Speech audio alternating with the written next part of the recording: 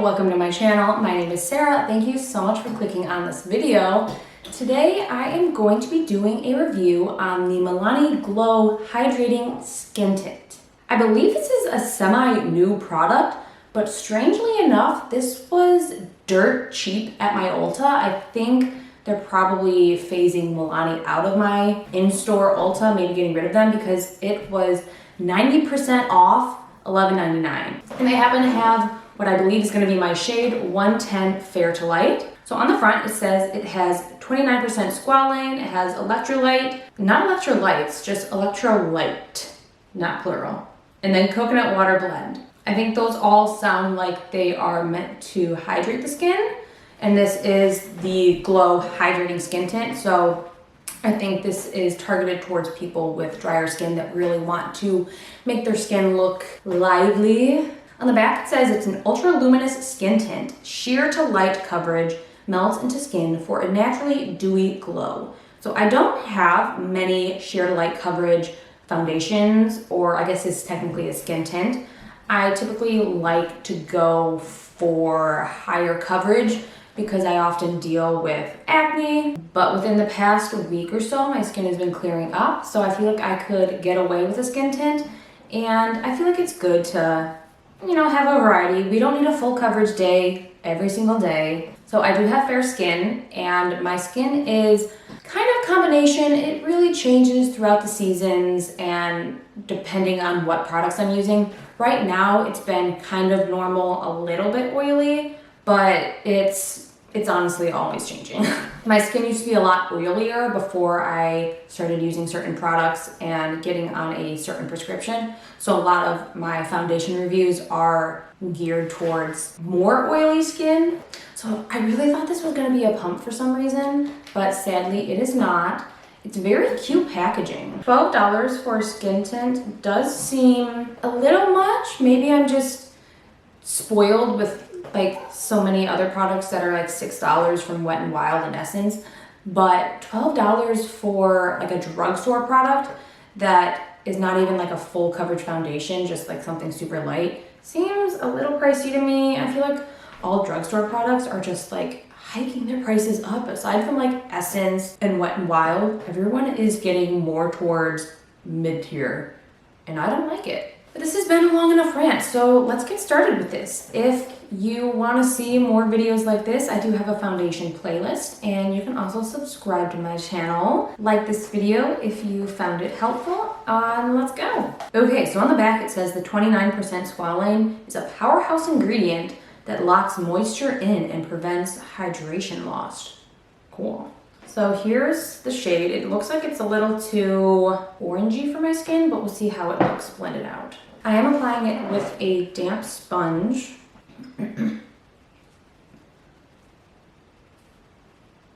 Ooh, it smells like coconut. I like it.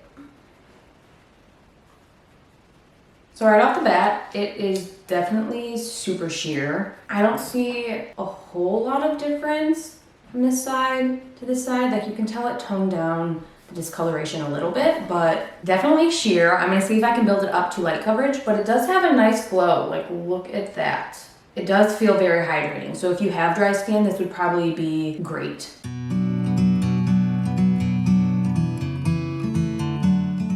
You might also be able to get better coverage if you were to use a brush, which I guess I could try that. I might try a brush for the second layer on half of my face and see how that looks. Okay, so it is absolutely sheer, but it looks beautiful on the skin. It actually doesn't look like I'm wearing anything. It felt like I was kind of just pouncing a moisturizer into my skin. Even for being sheer to light coverage, I think personally, with the redness I have, I would still want a little bit more, so I am going to build it up.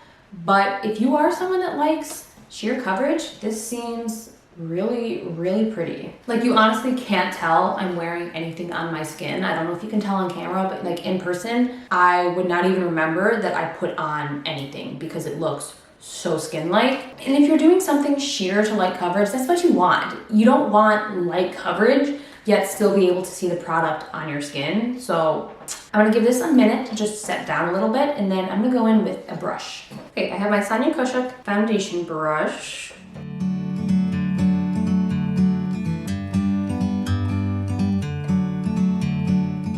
Okay, so trying to build it up with the brush is making it look not so skin-like. So I'm gonna go back to the sponge and just see if I can do another layer, if it'll build it up at all, or if it'll just stay the same.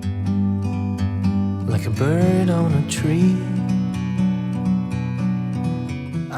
Okay, I feel like the coverage is maybe a little bit more, but just about the same, which is fine because it says sheer delight, which is what you're paying for. I would 100% not use a brush with this unless you have like a fantastic brush, but I think a sponge is certainly the way to go. It's very dewy and glowy, like they are not lying about that. I feel like I see glow all over. It feels comfortable on my face and it seems like it's actually not a bad shade match for me. So since it is such a light coverage, I think I'm just gonna do like pretty light makeup today. I'm gonna go in with this PYT Beauty All Nothing Concealer. I did a review on this, oh man, a long time ago. I think that was one of like the first videos I did, but it's a nice natural looking concealer. You do have to work with it a little bit more than a liquid concealer, so I don't wear it a ton. Okay, seemed to blend on top of the skin tint just fine. It is just about 1 o'clock. I'm going to finish up the rest of my makeup and then come back, and I will be doing a 5-hour check-in and a 10-hour check-in, so long as I remember, because I had kind of a busy day, but I'm gonna do my best. I'll set reminders. I'll be back. Okay, I just did some super simple makeup to go along with it, and everything blended on top okay. I used a cream bronzer and then a cream blush, and I don't think it really picked up the foundation at all, which is good. It's still looking dewy. I think I'll just check in about 5 hours around 6 o'clock and we'll see how it's looking. Okay, so it's been on for about 5 hours. My skin looks pretty similar. It's still very dewy. I don't really see any complaints so far. It is still super sheer, but yeah, I think it looks fine. I don't even think the coverage has really changed much, so.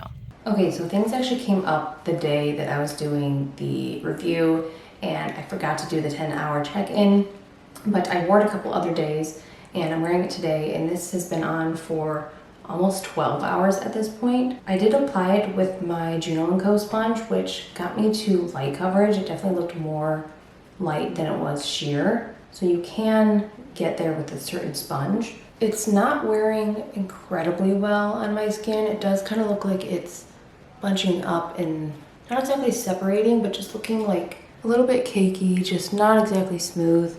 Honestly, it didn't wear that well throughout the day.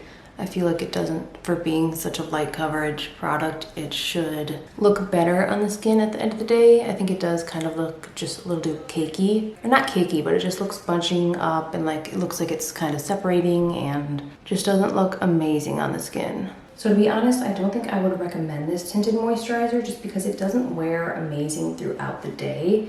And like I would understand if it looked like this if it was like a full coverage foundation, but since it's already such sheer coverage as it is, I would not want it to look this makeup-y at the end of the night. It may wear better on other people's skin, maybe if you have drier skin, so it could still work out for you, but that is just my personal opinion on it. I think that is all I have to say. Thank you so much for watching. I hope you enjoyed this video. If you did, you can give it a like, subscribe to my channel. Thank you so much for watching. Thank you for your support, and I will hopefully see you in my next video.